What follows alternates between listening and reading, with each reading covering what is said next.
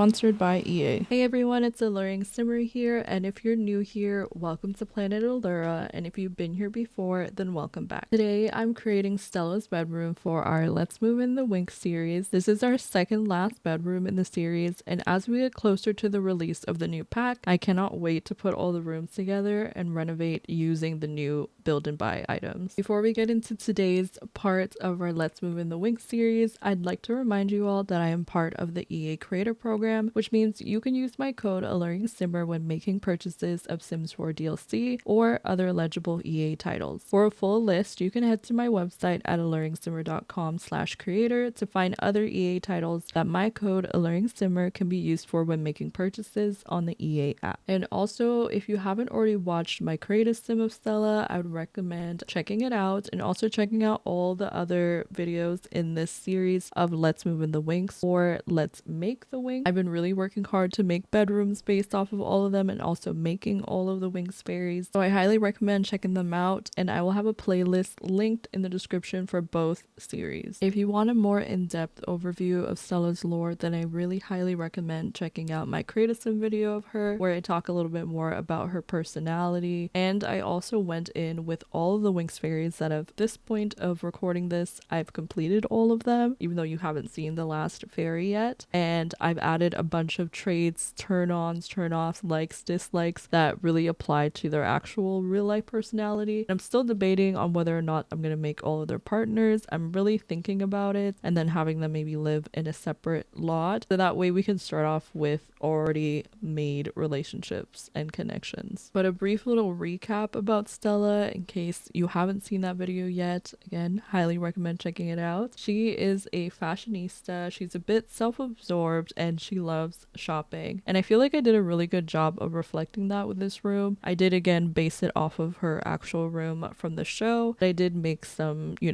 artistic changes here and there to make it work with what I have in terms of build and buy clutter. For her specific room, it was really fun to have like a lot of makeup and shopping bag clutter like throughout. So I did use CC for this build, so that's just something to keep in mind. I also tried to add like little clothes piles for clutter and wanted to make this feel like this was kind of like her closet that just happens to have a bed in it or just happens to have a place for her to sleep. Similar to in the show where like her closet and her clothes takes up a lot more space than her bed, even though her bed is huge as well. I wanted that to be reflected in the room that I created for her. I feel like her bedroom's purpose is mainly just to showcase all of her latest purchases and also just a space where she can like do her glam, get ready. So there's so many mirrors in this room, a lot of makeup and like shopping and clothes clutter, and I think it turned out really cute. And now that we're getting close to the end of this series, one thing that I've been thinking about more is how I'm gonna put all of these rooms together, and it's something that I haven't really thought too much about until getting closer to the end, and so I'm still deciding exactly what I want to do, and I'd love to hear your suggestions. One suggestion that I received was to do like a dollhouse, and I was thinking we could have it in a way where like the front would be not open, but we could have it more so where instead of a top down sort of view, which is how usually houses are built, we would have it built stacked, so that way you'd be able to see all of their rooms at one time. The other options would be to do like a dormitory type space, kind of similar to the actual show. They live in a Winx dormitory, and we could have it where there would be like shared spaces that they would have like the kitchen, dining room, living room, and then obviously they would all have their individual bedrooms just connected throughout. If I did decide to go the dormitory route, I would also potentially consider doing like a university sort of playthrough with them before getting into the fairy gameplay, or maybe while getting into the fairy gameplay. And it'd be fun to have them like study things related to, the magic skill that they're interested in. So like if they're interested in like nature, like for example Flora, we could have her study something related to like gardening. I don't think they'll be able to practice magic from like the Realm of Magic pack, but I do think they have their own magic powers when it comes to this new fairy pack from what we've seen so far. Like they definitely are going to have abilities and stuff like that, and I'm pretty sure they're going to have a skill tree like the rest of the cult, so it'll be interesting to see what they'll be capable of doing. My last two options of ideas of what we could do for the like shared build would be like a residential rental where like maybe each of them could live with their partners, and then we could have a shared like common area with like the living room, kitchen, and all of that stuff being shared between them, and just having their bedrooms be like their own personal space. We could also do like a mansion type vibe where again it would just be each of them have their own room, they live in like a huge mansion. If I can play in a way where I'm able to add more than 8 sims, we could still have their partners move in, or we could eventually like move them out to live with their partners if we want to go that route. So again, let me know in the comments down below what you would like to see. Should we make their partner? Should we have them find love in the new pack? Should I have them live with their partner? Should they live on their own? Should each of them have their own space? That's an option, but that would also require a lot more work. I think it'd be more fun to have them all together, but